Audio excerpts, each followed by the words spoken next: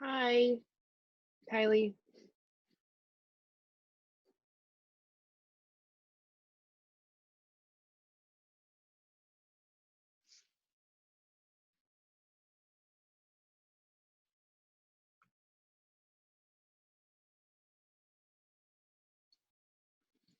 Hi. Hello. Hi. Hello? Hello. Can you see me? Oh, now Hi. again. Hello. Hey. I thought actually what I might do, I've been trying to figure this out where I can actually take everyone and not put video, but we'll just do video. Okay. We'll just do it. I didn't know for more privacy. I mean, people can choose to turn theirs on or not because there's gonna be a lot of people kind of in and out. So hello, I'm Kristen. We're gonna start in a couple of minutes. I just wanted to get on and get the room all set up and everything like that. So let me get the share screen up. Oh, how many people are you expecting? Like 18 Oh, wow. or up to 18. Okay.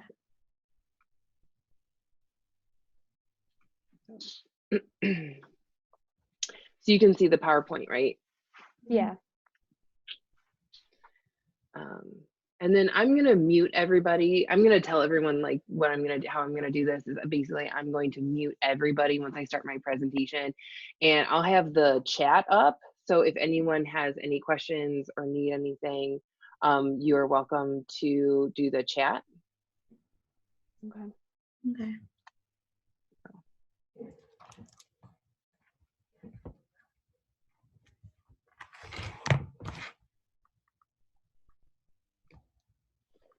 And yeah, so we go to chat, and then there's also a way that you guys can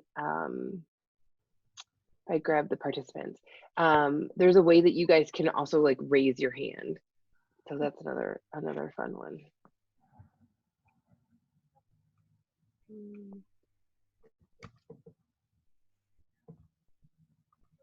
Yeah.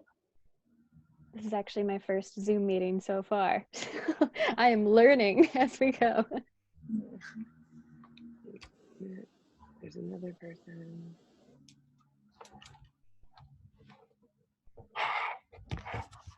Hello, we have another person.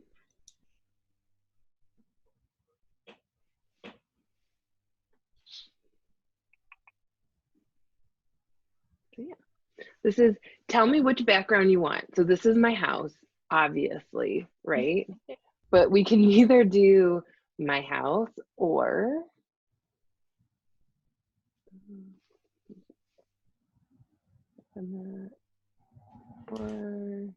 we can do my office. Oh. I think the house is better. You think the house is better? So this is, if you guys were, this is just fun.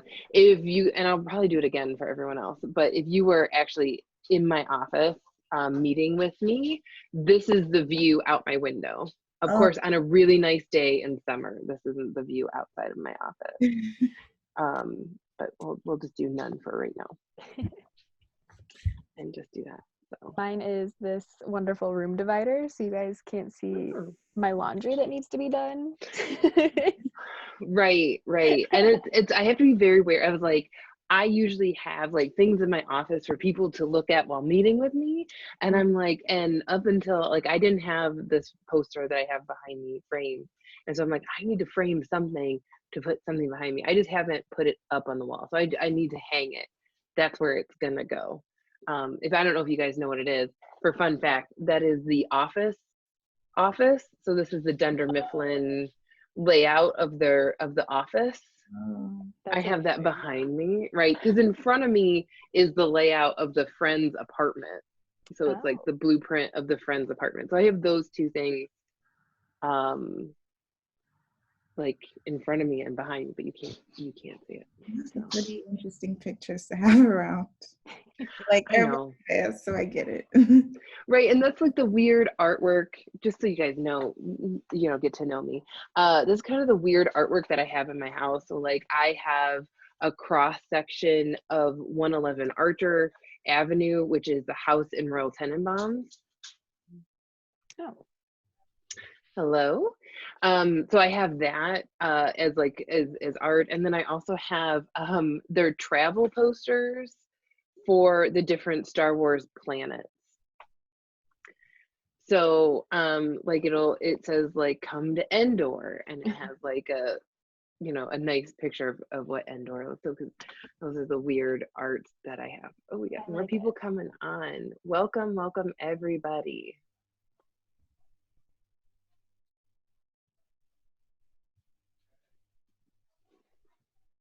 So welcome, welcome. We're still sitting at 11:57, so we still have 3 more minutes. And I was gonna wait 5 minutes in to really get started on this.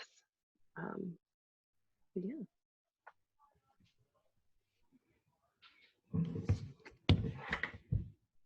Glad that everyone's coming in. Welcome to the people. I'm Kristen, to the people who are just coming on.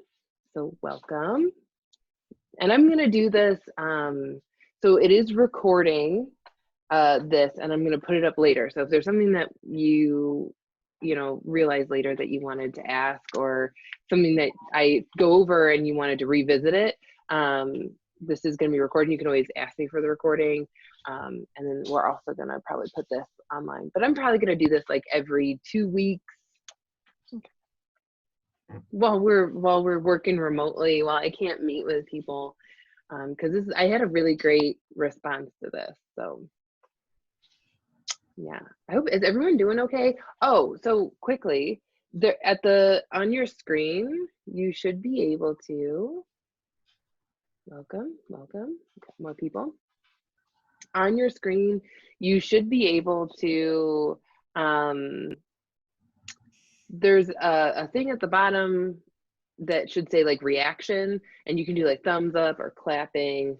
And then if you click on like participants, you can like raise your hand and stuff like that. So if not,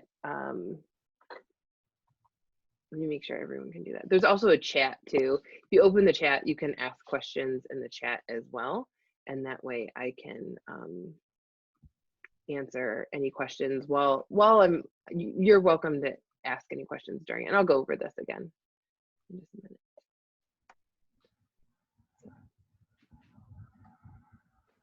Because I'm going to be watching the chat, and if anyone wants to raise their hand.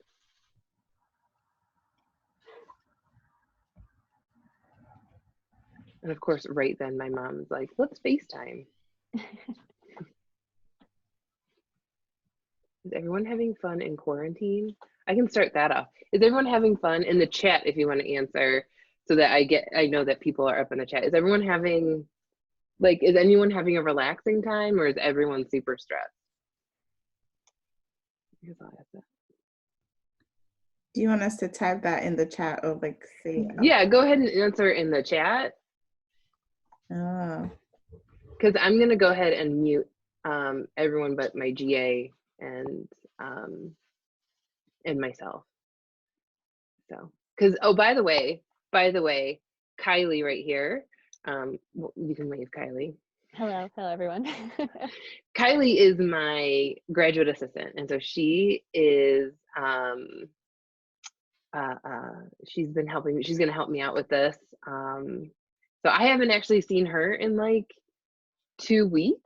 Like, I haven't seen her in like 2 weeks, which is really strange because I saw her quite often working. So Kylie, how are you doing? I'm hanging in there. It's a weird adjustment period, but I'm much more introverted than most people, so I appreciate the alone time that I'm getting, but I'm also quarantining at my parents' house with my brother. And so it's been this weird, like, take me back to my teenage years where like I'm butting heads with everybody. It's interesting. Yeah, for sure. Yeah, and so I'm here. Oh, and another thing that I want to mention to you guys all is that I'm going to mute everybody during the presentation. Feel free to ask questions via the chat. So there's a chat box down there. and feel free to ask questions in there. But also, if you hear any kind of small children, I have 2 small children. So something that I've had to kind of work with being at home, and working at home, is that at any given time, there's gonna be a toddler either crying, laughing, screaming, running around, knocking things over at any given time. So if you see anybody running around back here, it's because I have 2 small children. I also have 2 dogs too, so, and they are also very loud. So something that I miss in my office is the privacy of, like, you know, talking to people and not being distracted by the other parts of my life, which are happening downstairs. Oh, yeah. So I'm going to say it again. I'm going to mute everybody during, oh wait, hold on. I got one more person coming in. So while they're coming in, I'm going to mute everybody when you come in. I'm muting everyone except for myself and my GA, who her video is above my photo right now. So I don't know where she is on you, but my GA, Kylie, we're gonna have our microphones on while the presentation goes on. And then if you have any questions at any time, feel free to ask me in the chat. So if you, I think Kylie, for you, because I'm share screen, so it's on a different screen than me, is it down, where's your chat, like to locate chat? So for me to access the chat, along the bottom of my laptop screen, there's like a lighter gray bar, and chat is one of the options, the second one from the right. I also am turning off everyone's video when you come in as well, just for privacy. So if your video just got turned off, Kev, that's me. I'm muting everyone and turning your video off just for privacy, because there's gonna be so many people in here. So if you guys have any questions or need anything down there, have you located, Kylie, do you know where the like raise your hand is?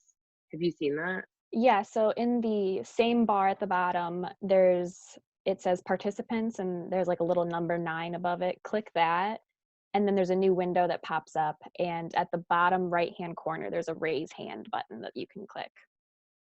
Right. I'll try it out and see what happens. Yeah. See, Okay. there it is. All right, so I'm getting some people raising their hand. Okay, cool. Perfect. So if you raise your hand, I'll call on you, I'll unmute you, and you can ask a question. You can also at any time answer or question down there. So thank you, Jonathan. I see your hand raised. Yep. And so that's what I'm going to be watching during this whole thing. Is that. If you guys want to change your name or anything that appears for us to see so we can call on you better, if you go into the participants window and hover over your name, 2 little blue buttons pop up. One is mute and one is rename, and you can go ahead and put whatever you want us to call you by. Right. And if your hand gets lowered, I did that. I have control over that. So you can raise your hand and then I will lower it after I ask a question. But I'm going to try and keep an eye on the hands being raised and the questions in the chat while I'm doing the presentation. Because the good thing is that like right after we did remote, so everyone at CSU except for Essential, and Essential is really just the police department and a couple of maintenance people. When we were told to do remote, we went home, but we were still allowed to go on campus and like get some things if needed. And literally like my second day at home, I went back and got my second computer screen, which has been a lifesaver, like an absolute lifesaver. So I don't know if anyone is like that. So I have 2 computer screens right now, which is a complete lifesaver. So I have my laptop and then a second monitor. And so I'm able to look at the chat and the participants, so watching your hands get raised and stuff like that. And then also the slideshow at the same time. Okay, so it's 12:05, so I'm gonna really get started in this so that we can get through this pretty quickly. So once again, this is being recorded, so if I go over something and you forget later, or you wanna ask, or like, you know, you want to go back on the information, you can always email me and I'll send you the recording. I'm going to be doing this again in probably like 2 weeks. So there's that as well. And then, which I'm glad that everyone got my email that we moved over here. So we're still missing a couple people. So I hope that I'm gonna email everyone that didn't come and be like, sorry if we missed you, here's the recording.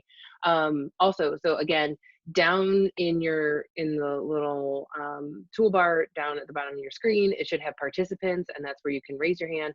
And also there's a chat, and that's where you can ask questions. So I'm gonna have everyone mute and everyone's video off while I'm doing the presentation. And then that way people aren't talking. Like I found on Zoom conferences, like everyone will start talking and nobody knows because you can't see who's about to talk and it's a little delayed and all that fun stuff. So just myself. And then again, I would like to introduce my GA Kylie again, who is helping me. And Kylie, will you tell everybody your the program you're in, when what you're doing in your program, like what classes you're taking right now, and how are you doing remotely? And how about what's your favorite color? I'll start with the easy one. I'll start with my favorite color. I guess green as of right now. It changes every few years, you know. So I am in my final semester of the Masters of Public Administration program. My specialization is city and urban management. So I hope to work in some form of government programming, some type of management program. And classes that I'm in right now is the capstone. So if you guys have questions about final projects with these types of programs, I can sort of speak to that. Obviously, this semester is a learning curve for everyone with defending your paper. It's going to look very different than what it would in a different situation. And then I'm also in a city management course with Dr. Wukic. And if you guys have questions about like the way classes go or anything like that, I'd be happy to speak to that. Awesome. Awesome. All right, thanks. And Kylie, feel free to jump in to the chat anytime any questions come up or anything like that. All right, so everyone's ready, right? Ready. Everyone's ready? All right. All right, so let's start. All right, so everyone can see the screen. I think my mouse is moving around, so you'll be able to see where I'm pointing, right? Everyone can see the mouse moving around. Yeah, it's a bit delayed after your audio. Okay, it's good. Thanks, Kylie. That's I need that. Okay, so graduate programs. So I just want to start real quickly with this is our not mission statement, but this is how we like to best describe the college, is at Levin, you can learn to build cities, lead communities, and change your environment while immersed in a vibrant and engaging urban landscape. So this is kind of, we came up with this paragraph to kind of encompass everything that we're about. Learn to change the world at Levin. How much fun is that, right? Okay, so with all of our grad programs, we see, and mainly the MPA, but we see it in other programs as well, where a third of our students will go into the public sector, a third will go into the private sector, and a third will go into the nonprofit sector. And especially with the MPA, the Masters of Public Administration, we see a lot more students flipping between public and then nonprofit. So they'll start off working for the city, the county, the state, the feds, and then 2-3 years later they get a job in a nonprofit and they'll switch over to nonprofit and then they'll switch back to public maybe later in their career. So it's a lot of going back and forth between those two, especially with the MPA. Okay, so we are nationally ranked. So we have the highest rankings at Cleveland State University. Right now we're ranked 3rd in urban policy. We just went up. So we were 4th and we just went up to 3rd. So I'm super excited about that one. We also went up in local government management. We're now 13th in local government management. And then finally, we went up in nonprofit management to the 20th in the country. So these are all ranked countrywide. We're also ranked in public affairs as, I can't remember the number, but we are ranked highly in being overall public affairs. So I'm really excited about those rankings. They just came out. Like they just came out. I got an email right before we went remote that were like, these are quiet, no one's allowed to talk about it. These are the rankings. And then so I'm now really excited. This is the first time I'm able to really talk about it. Okay, so we do have 5 master's programs and 1 PhD program. There's the MPA, the Master of Public Administration, Master of Urban Planning and Development, Master of Nonprofit Administration and Leadership, Environmental Studies, Masters of Science in Urban Studies, and then finally the PhD in Urban Studies and Public Affairs. So we're going to start with the MPA, the Masters of Public Administration. So what's really important about this is that it is accredited through NASPA, which is really huge. This is accredited through NASPA, and that means that we're accredited through a professional organization. It's 42 credit hours. It is a joint degree, so I'm going to talk about the joint degrees um, after I go through these and how those work with law, which is going to throw me because I started off talking to people about how this is my house background, but if I'll put up my background so I can talk about law in a minute. But yeah, so this is 42 credit hours, and you can specialize in these 4 areas. More importantly is a nonprofit management one. That's the one that a lot of people who are interested in working for a nonprofit will go into the MPA and specialize in nonprofit. And I'll kind of go over why that is in a minute. So it's the MPA. And this is Kylie's. So Kylie, our GA, this is her master's degree. So this is what she's doing. And this is our previous GAs. And then the one before that did environmental studies. Again, any questions, feel free to write them in the chat. All right, I think yeah, so urban planning. So this is the Masters of Urban Planning and Development. We call it, I call it the Muppet because I think it's really fun to call it Muppet. And so that's what I tend to call it. If you don't want me to call it that, feel free to tell me, hey, just call it planning. And this one is also accredited through an outside body as well. This is accredited through the Planning Accreditation Board, or PAB. And it is, what this means is that because we're accredited through the Planning Accreditation Board, there is a license that you can get, or a certificate in planning. It's a professional certificate in planning that you can get. Oh, sorry, I've got one person that's trying to get into the meeting.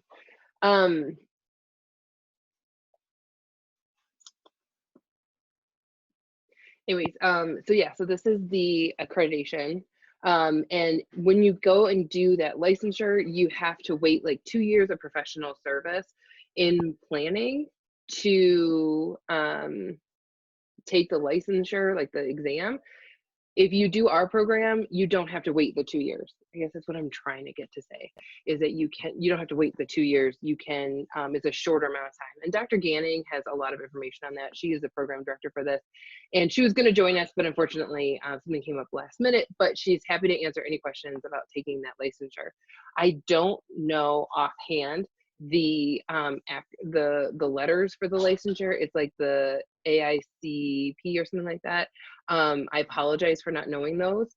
There's so many of these, you know, like PAB and NASPA and everything that I have to know, that one literally will always slip my mind on the exact ones. And then this is 48 credit hours. This one has a very large core because it's so heavy in planning, and I'm happy to talk to anybody about what the planning core looks like.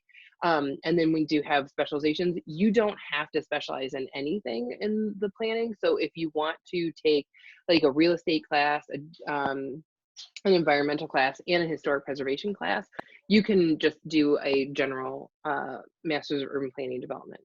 Another interesting, and I would say fun fact about this one, is that the Kent State Urban Design program is literally like a block down the street from us. Like, you can stand at our college and see the sign for Kent State Urban Design.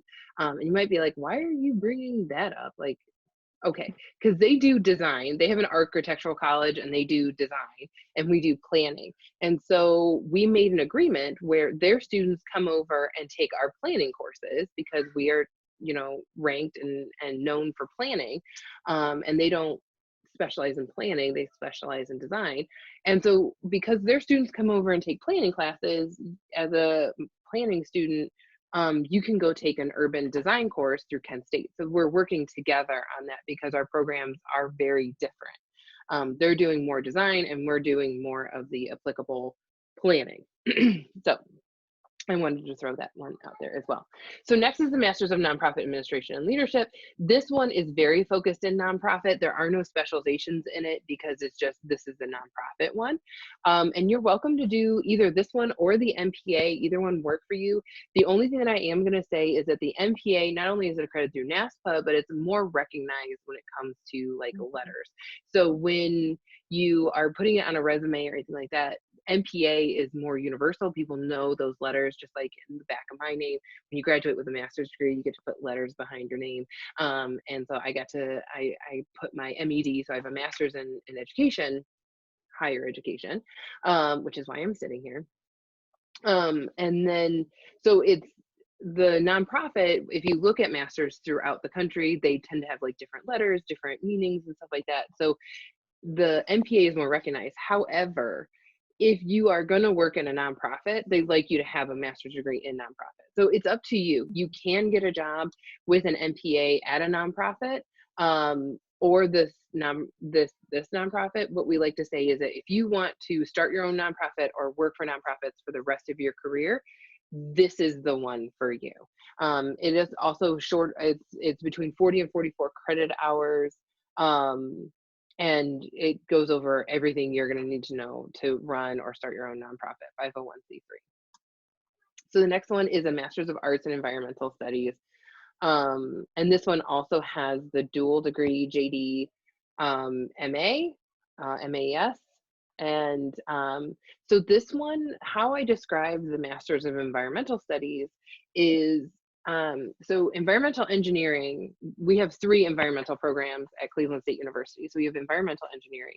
And what they do is that they design and build the wind turbines that, you know, for example, like wind turbines to help out with environmental sustainability. So they're building and designing these sustainable efforts.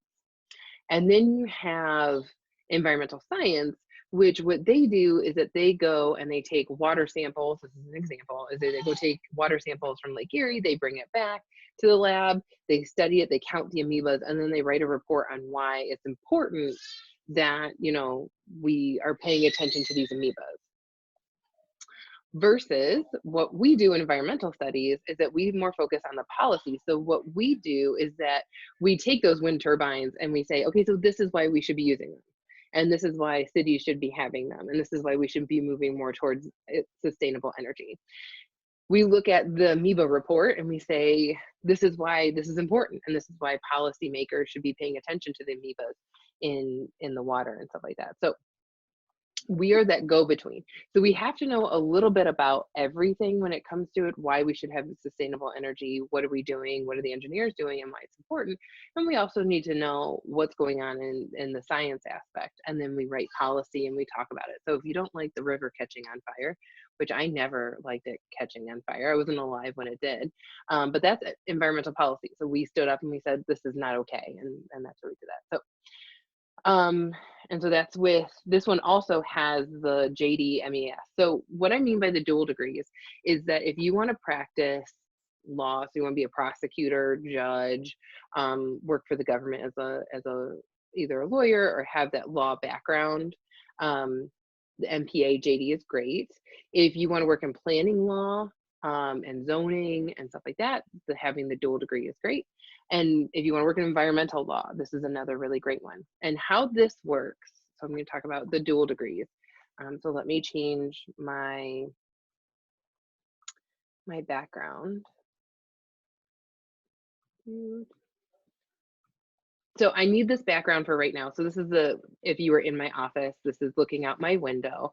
I need this background because this over here is the law building. This is the law library right here, and it's a top-ranked law library. And so I have this background on specifically so I can talk about law and point behind me and not be pointing to like the background of my house. I'm pointing to law. So with the dual degrees, it usually takes 3 years to do law and 2 years to do a master's degree. So instead of 5 years, we actually have them overlapping. So it'll be 4 years for both. So if you ever wanted to get your law degree, you can do it and get a master's degree at the same time, which is really, really great. So You're going to do L1 the same way you would do L1 or 1L. There's no getting out of the first year of law school. But then throughout the next 3 years, what's going to happen is that we're going to integrate your master's degree into those next 3 years of your law. So you're going to take, it's 8 credit hours of your law degree come over as your electives for your master's degree, and 10 hours of your master's degree will go over and count as your law electives. That's how we work together on this. You can start as a master's student. Let me go back. You can start as in your master's program and then decide you want to do law and then go back and apply to law school. So it's not like you have to make that decision right now if you're going to do law school. You can always start off doing your master's degree, take, law class and be like, I really do want to become a practicing lawyer, and then go over and apply to law, and then we can work it out through there. It's something like 22 credit hours. So you can't be over 22 credit hours in your master's degree to apply for the dual degree. Other than that, we can take care of it. So if you guys have any questions, again, if you have any questions, feel free to write them in the chat or raise your hand, and I will answer any questions at any time. So next is our most traditional master's degree. It's also our oldest master's degree. This is the MSUS, the Masters of Science in Urban Studies. This is very flexible when it comes to your master's degree. You can almost like cater your master's degree to exactly what you want to learn about. So if you want to do a little bit of planning, a little bit of nonprofit, and a little bit of MPA, we can definitely accommodate you in this master's degree because of the flexibility, and it has the smallest core. This one is also, you can do 2 summers, 2 semesters and get this one done. This is also, as one of our faculty members, Dr. Mickelbank, who I absolutely love, he explained it to me, is that this is a good second place master's degree, i.e., if you don't necessarily want to be a planner off the bat, but then find yourself applying for a planning job, they are definitely going to not scoff at you for not having a planning degree. So they would be looking for planning first, but they'll definitely interview with an MSUS. Does that make sense to everybody? Yes, no. Okay, so this is really great and this is also a really great one if you're interested in going into the PhD program, because this one is more research-based or more theory-based. It's more based in like the social sciences versus more applying. So when we look at the planning degree, we're teaching you, all the aspects to planning. There's definitely research behind it. In all master's degree, there's research that you have to do. It's all research-based. But this one is more based in maybe you wanting to go do research and take that first step into doing research or working for a research entity. So that's this one. Oh, the mayor of Cleveland has this master's degree. Just fun fact. He also is his JD. So, fun fact. Okay, so next is onto our PhD, and I'm going to talk real quick about our PhD program. How the PhD works is that you can contact me and I can talk about the logistics of a PhD program, because it is different than a master's degree. And with the PhD, how we do it is that you can contact me and ask me questions about the logistics of it. But the first person that you really talk to about a PhD is the program director, because the first thing that we do, because I don't know if you guys all know this, with a PhD program, you're gonna have to do a dissertation and you need people on your committee with your dissertation, is that the first thing we do is make sure that we have the faculty to support your research. So when looking at the PhD program, feel free to reach out to me and I'll get you in contact with our program director, Dr. Hatch. Now, if you wanted to start the PhD program, like you're set on starting, the deadline was January 31st, but that doesn't mean that you can't come in the fall and start coursework in the fall. So with the PhD, we actually have a non-degree option that you can start with, and you can start with taking the prerequisite courses. So there's about a year of prerequisites that you have to take before starting the PhD classes. And so if you got accepted in the PhD program for this fall, you would do a year of those prerequisites, normally as a PhD student, or you can start as a non-degree seeking student and start those prerequisites and still be in the same place, and then you apply and start the PhD program the year after, but you're in the same place as your cohort, if that makes sense. If it doesn't, put in the chat, so confusing. Please go back on that, and I will go back and talk about it. Okay. So now we're on to admissions requirements. So with the admissions requirements, it says that these are all the admissions requirements that are listed here, are all the admissions requirements that we've had. And it's between faculty and the grad studies is who they came up with this. Now, it says that a minimum of a 3.0. If you don't have a 3.0, we're not going to turn you away necessarily. Our admissions requirements are like where we would like our students to be, but there's definitely a flexibility in here. We're not, going to look at somebody with like a 2.9 and say, get out of here, you can't go to grad school. That's not how we do it. We have very basic admissions requirements when it comes to grad school, because we want anyone who's capable of doing the work to come and learn. Right? So even though we have these really great rankings, we submit projects, and against Ivy League schools and win. But we really just want anybody who is capable of doing the coursework to be able to learn from our urban university. We are an urban university, an urban college within there in an urban setting, and we completely understand that not everyone has. I'm one of those people who don't have, above a 3.0 in undergrad, but still are fully capable of completing a grad program. And so that's what I want to first asterisk this with. And then so when we go into it, so minimum 3.0, it's flexible. The minimum to get accepted into a program at Cleveland State University is actually a 2.75. So if you have even below a 2.75, we can even talk about how you can get into grad school. The next is the GRE. Who's nervous about the GRE? All right, I took it. So I want to start with, as I live and breathe today, I took the GRE. All right, I took the GRE just a little over 2 years ago. I took it for a different program. I have my master's degree. Okay, for sure. So I have my master's degree. I didn't have to actually take the GRE for a master's degree. I've decided that I'm going to go back and get a PhD while Cleveland State will pay for it as a staff member. And so I had to take the GRE for that. So for sure, for the PhD, you have to take the GRE. However, we do have a GRE waiver request available right now. So you can request to have your GRE waived. And right now, I would like to stress to everyone that we completely understand. And I didn't actually think about this until like 2 days ago. Kylie, let me know if you thought about this. Mm-hmm. But GREs are typically done in a testing center. And so they can't do GREs right now.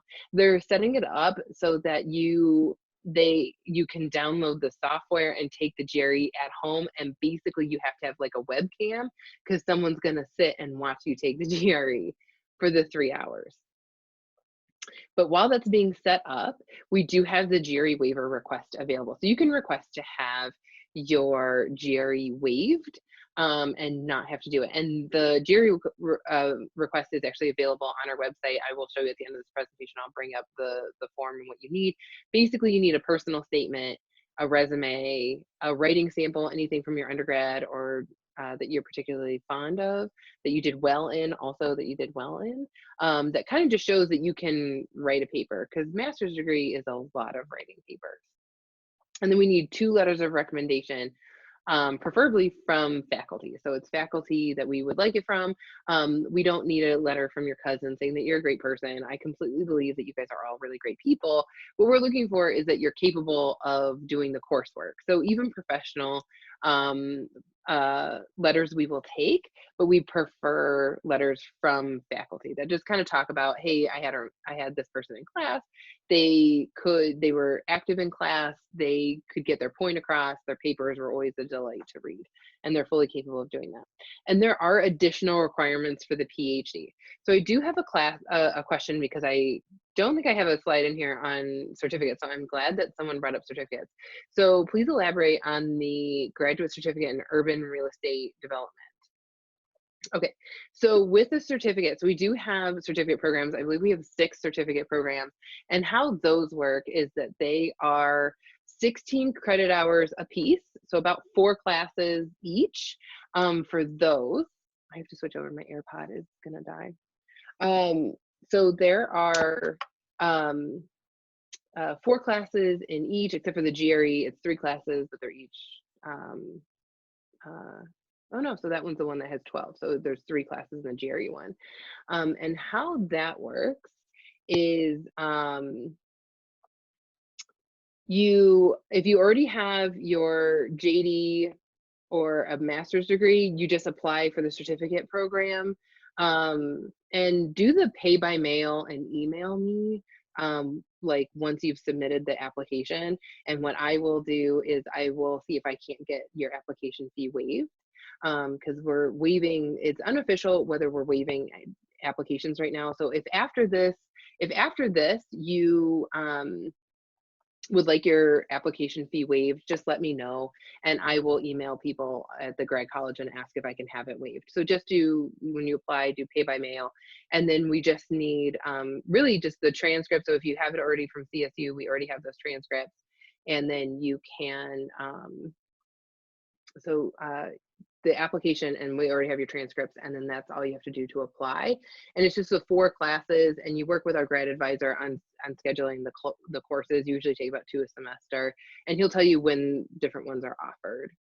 So that's, and why people go into a certificate program is that instead of doing a full master's degree, let's say you already have, like we have people who have master's degrees and like an MBA, and what happens is that when they get their they don't need a full another master's degree to do like nonprofit, or they just want a refresher in some of these topics. You can just do the 4 classes and have a certificate, and it's something to put on your resume.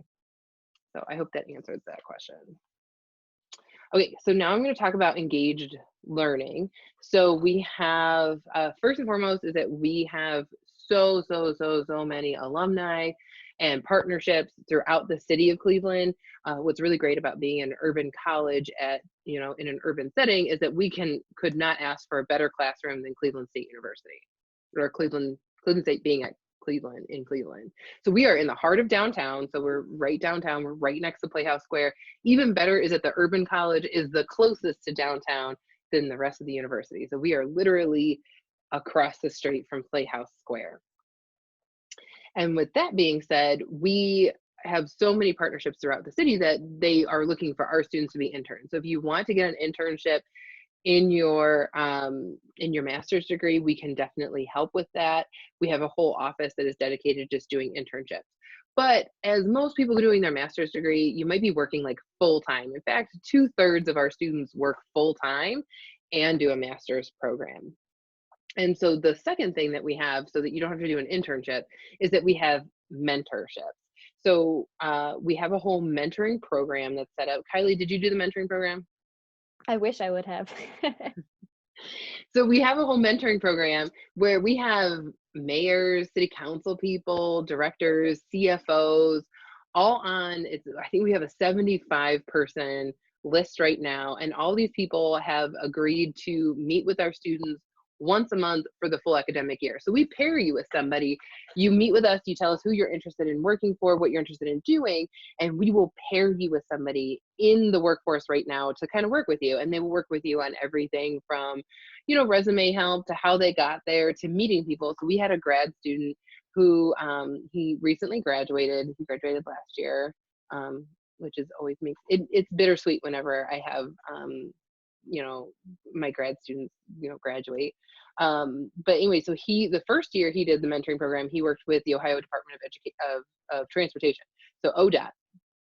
And because he always wanted to work for a Department of Transportation, and he did ODOT, and he realized he did bridge surveys, he went to directors meetings, did all that fun stuff. And at the end of it, he realized that wasn't the type of transportation he really wanted to work in. So his second year of his master's degree, he actually did RTA. So he worked with the RTA offices and worked with a director on RTA. And that's actually where he found his love of GIS and started working with GIS. And upon graduating, he did their management program. So it's a management internship that gets you into, like, once you graduate, you'll be a manager immediately in RTA, and then you start moving your way up. And at the end of that, he really got in love with GIS and didn't want to be a manager. So then he was like, I'm kind of technically unemployed. I talked to him the week later. I was like, so how's the, job hunt going? And he goes, oh no, I'm starting Monday with the GIS office at Cleveland, for the city of Cleveland. I'm like, no, that makes about sense. That makes sense. So that's a mentoring program. We do have two official student organizations. We do also have academic fraternities on campus as well. But the two student organizations that I implore everybody to participate in at least one of them, if not both of them, is APA, so the American Planning Association. You don't have to be a planning student to be an APA. You can be any student, undergrad, grad, and be in the APA program. And it's really beneficial to be in it because they do fundraisers throughout the year, and they bring in guest speakers from all over the city. They come in and talk to you about the different aspects of working in the city, what they do and stuff like that. But then with the fundraising, what they end up doing is that they'll bring between 10 to 14, depending on the fundraising that they got that year, 10 to 14 students to the national APA conference. So last year was in San Diego. So 12 of our APA students went to the national conference, and APA got to pay for it. And so they paid for flight, hotel, and the conference fee. So you got to go to the conference and meet and network with everyone in APA. ICMA is the International City Managers Association. They do similar things. They are a newer organization. I think they started just like 2 years ago. And so they're kind of doubled in with APA right now. So they're working a lot together to get their feet wet and start doing the same things of sending students to national conferences. So I do have a question. Can students attend classes online remotely, or does this require in-person attendance? So we do require, so right now, everything is remote. So all of our master's students are working remote. However, we are a firm believer in in-person courses because there's so many different aspects to your master's program that you benefit from being in person. So I don't know if Kylie feels the same way. I know in my classes, I feel the same way, where it's like in master's, it's a lot of discussion, as part of the class. So there's like some lecture, but then they really want to hear like how you interact with each other and how you're talking about the subject matter and how you're coming up with these new thoughts when it comes to the subject matter. And so we do require in-person courses. So Kylie, how are you seeing a difference with remote learning versus your in-person class? I would say the biggest difference is I'm really missing being in the same room as the people that we're having these discussions with, because at this point in my program, we have a really tight cohort. It's you kind of start the program, you get to know everybody, and most people you follow the same timeline with. And so, you end up having kind of these friendships with your classmates, and you can email them, you can message with them, that's fine, but it's just that in-person rapport that you have and being able to like have those really hard discussions, because these subject matters aren't easy. These are life-changing decisions that these policies make, and you need to be very engaged. You need to be that's on the slide, but engaged with what you are learning. So being there in person is important. For sure. And I always feel the same way. So like in my master's program, half my classes were online courses and half my courses were in person. And I got so much more out of my in-person classes than I did on my online classes. Because you miss that discussion, and you have to have I have had several, I wouldn't want to say heated, but very intense conversations, because it's the kind of topics that you're talking about. And especially in urban, the kind of things that we're talking about are like, we just got a grant for infant mortality. We just, so we're going to be studying infant mortality. I can only imagine the kind of research that we are going to be doing right now and starting now about COVID-19 and how that swept across and what kind of sweeping policies. And especially in the state of Ohio, I am going to give props to how we're handling things in the state of Ohio, and I don't know if anyone else is whining with DeWine at 2:00, which is why I didn't have this at 2:00, so that everyone can watch the daily updates from our governor. But I mean, I think that we're handling things the best way possible right now, but we got to see what the repercussions are going to be down the line. You don't know right now. You'll see them down the line. That's something that I think we're going to start talking about in the urban college. I don't know, have you talked about at all in any of your classes about COVID-19 and what's going on? Besides just how is everyone doing? Yeah, I mean, we actually had to do a case comparing the federal, state, and local government responses that are similar to how we handled Hurricane Katrina and look at the parallels between the two. So that was interesting. And everybody, I learned a lot just from that because I was pretty young when Hurricane Katrina came through. So it was very eye-opening. What was it, 2005? Mm-hmm. 5. Okay. So yeah, so there's that. So all of our classes though are in the evening, once a week, 6 to 9:50. There's one planning class that is different. So as Kylie was kind of talking about with her capstone, so thesis has kind of gone by the wayside in a lot of master's degrees. If you are going to go on and do a PhD, thesis is a really, just caveat, thesis is a really great thing to have because it's almost like your pre-dissertation. So you've already started on your dissertation idea. However, most master's degrees have eliminated a thesis. So what you do instead is that you do like a capstone course. So Kylie's doing a capstone course. Mm-hmm. For planning, you actually do a development project. So we get hired by a development corporation, whether it's a private business or a CDC, which is a community development corporation, to do a like community development project. So I think right now, if you go to Voinovich Park, there were signs. I don't know if you should go now. We're all staying put. If you were to go to Voinovich Park, you would have seen a sign out there that said, you want to help out the community, take this survey with like a QR code. That's our students gathering information for a development project. So we did one, last year was Cam's Corner, which I'm going to divulge this bit of personal information about myself. I live in Cam's Corner. So out this window here is Cam's Corner. The corner is that way, about a quarter mile that way. That's where I live.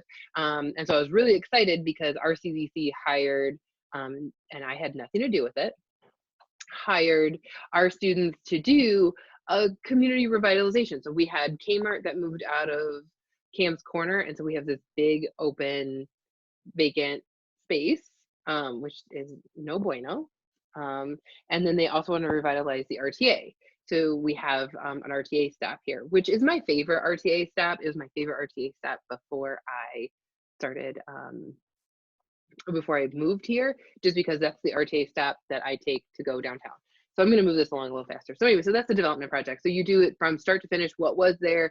Who is there now? Income, grants available, what would benefit the community, how would benefit the community, long-term goals and stuff like that. And it ends up being like 150-page, report, and then it's a 2-hour presentation that our students do, but it's like 25 students do it together. And so that's the final culminating project for planning. And as a environmental student, as a not nonprofit, but as a planning student, and as a urban studies student, all three of those students can do the planning at the planning course, the project, as their capstone. So you can be as part of that and not be in the planning program as well as part of the capstone. Okay, so but other than that, all of our classes are once a week, 6 to 9:50, Monday through Thursday too. So we don't have Friday night courses, Saturday or Sunday courses. So your Friday night is actually wide open for reading, because that's what you'll be doing in grad school, is a whole lot of reading. Yes. And so yeah, so 6 to 9:50. So you'll have like city management on like a Monday, and then on like Tuesday you might have a different course. So that's how that works. So again, it's very doable if you are working full time, because it's 6 to 9:50 at night. Okay, we also have to be engaged. We have a Levin Day of service, and what this is that we do a volunteer project every semester. I should say the fall and spring semester, we do a project, and then we have an ongoing volunteer project that you can do. In spring, we worked at the book drive, so the Cleveland book drive. They have so many Cleveland Kids book drive. there's so many books that are donated from publishers and stuff like that to help out with free little libraries and homeless shelters and stuff like that, that they need to be sorted through. And so our students went and spent the day and sorted through all these books and made care packages and stuff like that. And especially now, it's vitally important to get these books out to students. And then in the fall, we worked with the Cleveland Food Bank and packed up lunches to hand out to homeless people throughout the city, to help them out. So as a student, you're welcome to sign up and do those volunteer opportunities. We have a vast alumni networking system. So if there's any alumni at any time that you want to talk to, we have so many alumni doing so many different things. You'll see them walking around our building. It's not uncommon to see Freddie Collier, who is the director of planning right now for the city of Cleveland, to be walking through our building. We also have a really great forum program. Check out those forums. They are on our Facebook, also on our YouTube. We have our forums. That is where we bring our topics to the public. So we either bring in guest speakers or we have our faculty talking about the current topics that are happening in urban. Are we going to do one on COVID-19? Yes, we're going to do a forum on COVID-19. When we're even talking about having some sort of virtual forum to kind of get some of our topics out there so we can kind of talk about what's going on right now, and that what research we're doing on it right now. So that's all that. But definitely check out our past forum programs, especially the Future of City Planning is a really great one because that's the last one that Norm was in. Okay, so GA. So we do have graduate assistantships. The priority deadline was March 1st. However, you can still apply for a GA. If you're interested in being a GA, that is what Kylie is right now. So that she works 20 hours a week. Are you split? You're split between us and someone else, or you just ours? I technically have 3 put into one 20-hour assistantship. So I do, I'm working with you half, so that's 10 hours. And then I am TAing for 2 different teachers, 5 hours each. So. Right. And what's important is that our TAs don't teach, right? You're just assisting. So that's another thing, is that some universities will have a TA teach for them. And that's no. All of our faculty are the ones in front of the class, and they're teaching as the TA will help out. So are you helping out with, what 2 classes are you TAing for? One is the African American experience, and the other one is gender and leadership. All right. So I'm just helping out with grading, monitoring discussion boards, kind of like if a student's kind of going down a path, you're like, okay, let's unpack that a little bit. Let's look at it another way. But right. And that's for our undergrads. So yes. We don't have grad students teaching grad students. That's not how that works. You might have a PhD student, but not a grad student. Okay, and so how it works is that if you do the 20-hour one, you get a tuition scholarship, so up to 9 credit hours of Ohio resident. So if you're not Ohio resident, it'll just cover the Ohio resident tuition, but it's still a large chunk of the tuition. And then there is a stipend, so you get $4,200 a semester for master's students and $6,500 for doctoral students. Now you can still apply to be a GA. They are very competitive. You can still apply to be a GA, and how those works is almost like a job interview, or you're like applying for a job, because what you do is in the GA application, you'll talk about what kind of research you're interested in doing, and the grad advisor will put it into a file, and when a faculty member needs a GA, they'll go through and see what research you're interested in doing, and then they'll pull it to match with theirs. Because if you're interested in doing environmental research, well, our environmental faculty want you to be on the research team. And we've had GAs in the past that have had their names on published papers. So it's part of the contributors on published papers. So we had one GA that by the time he graduated, he had 3 papers, 3 published papers with his name on it. So that he was able to take those to job interviews, and especially because he wanted to go into research and say, look, I've worked on papers that have been published.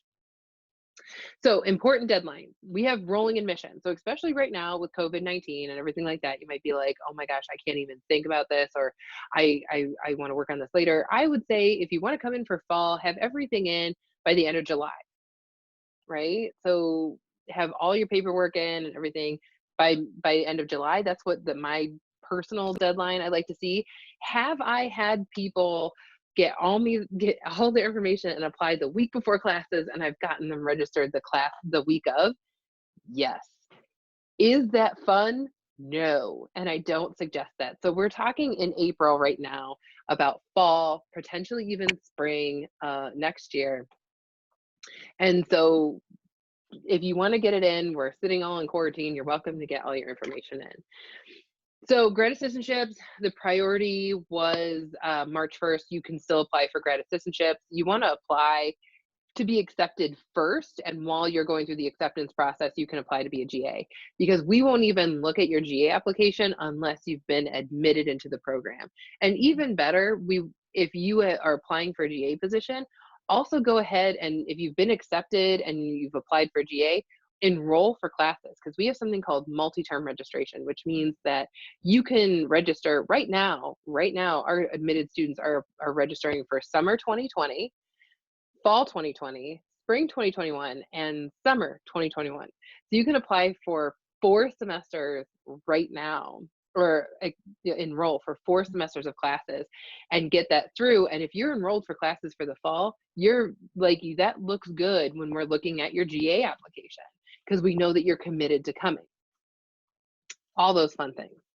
So Kylie, when do you graduate? December? I graduate in May. Like in 2 months? Mm-hmm. Next month. Mm-hmm. So Kylie's graduating next month, and I'm gonna have a sad face on. I don't want to leave. I'm sorry. PhD? No, I'm just kidding. I'm so anyways, considering it. you know who to talk to. It's yes, me. I do. But anyway, so and then we have scholarships. We do have like internal scholarships. Those we do have some for grad school. Those that deadline has passed. However, you can apply for like your second year for scholarship application. Okay, so now I'd like to open up to any other questions that you guys might have. Feel free to do it in the chat or raise your hand, and I'll unmute you and answer any questions. So anybody else in the chat, I've tried to answer the ones that have shown up. Again, the chat is down at the bottom. It should say chat. And open that up, and then you can answer any questions or ask any questions. Kylie, is there anything else while people are typing in any questions? Is there anything else that I maybe didn't go over that I should have? Not that I can think of. I mean, I can talk a little bit about, I know a big thing is textbooks, or just like the expenses that come along with going through one of these programs.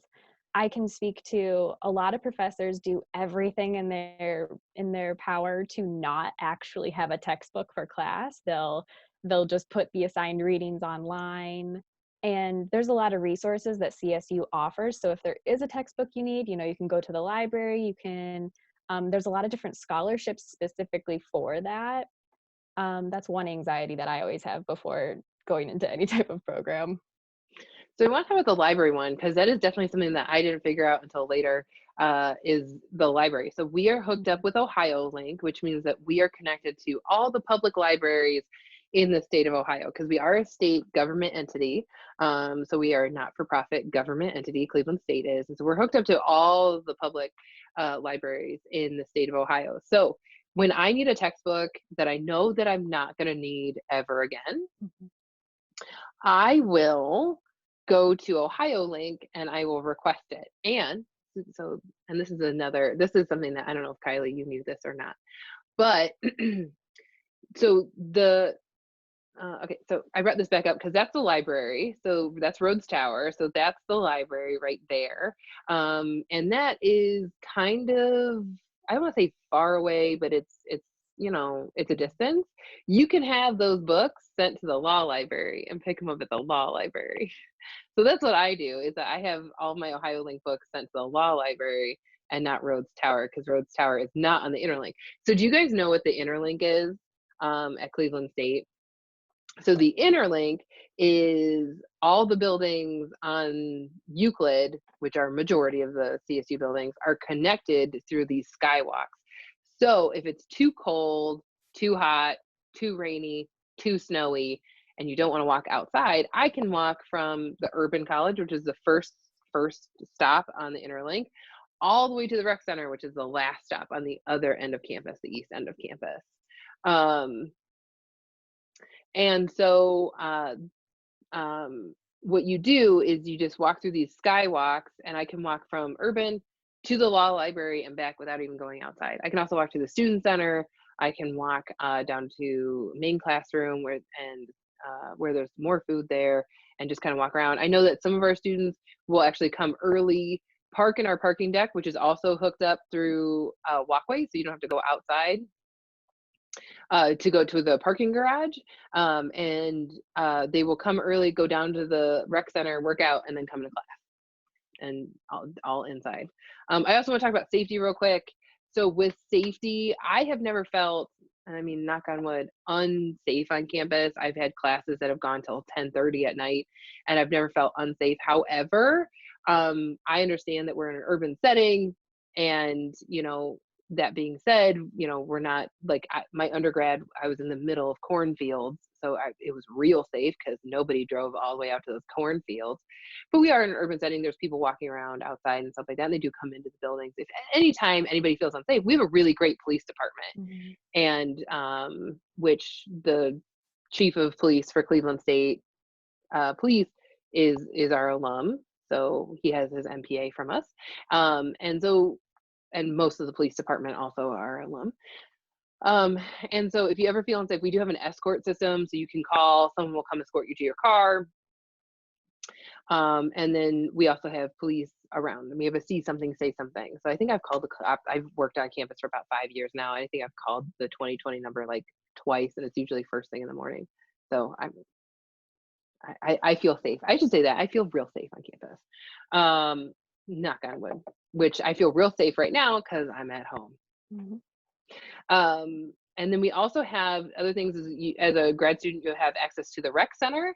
You'll also have access to our food pantry. So if anytime for any reason you find yourself without food, we have a food pantry on campus that will help you out with getting food. We also have counseling services, and so that's free to our students as well. You can go see a counselor at any time. There is this stigma that goes on where everyone is trying to act like grad school is super easy, and they're like, oh, I got this, I'm super cool, because nobody wants to admit it's hard. I will be the first one to admit it's hard. It's not easy. If it was easy, everyone would do it. And so if anytime you feel overwhelmed or anything like that, feel free to go to the counseling center, or come talk to anybody in student services. Will help you out. So we do have a question. Is the historic preservation certificate available for undergrads? Yes, it is.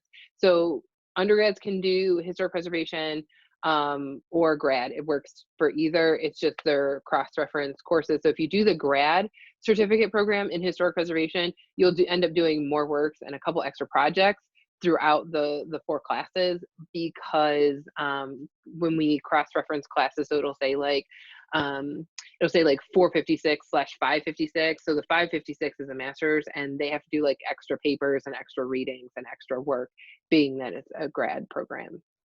So that's another one. Any other questions? Okay, so we are right at the end. Everyone should have my email at this point. And so if anyone has any other questions or need anything, feel free to email me.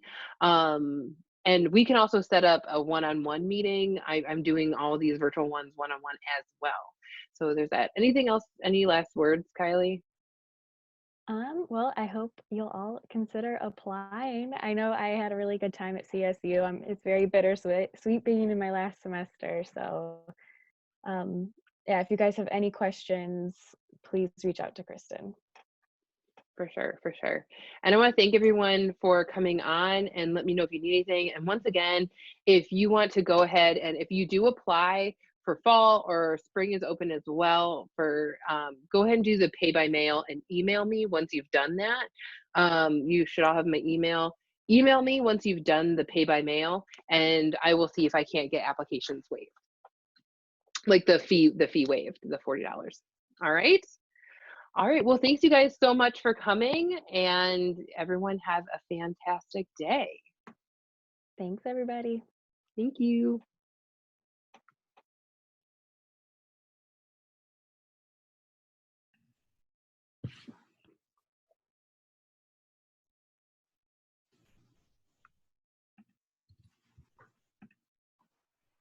Hey, Kristen. Hey, How are you doing? I'm doing really great. I'm going to stop. I'm going to stop the share, and then I'm also going to stop the recording.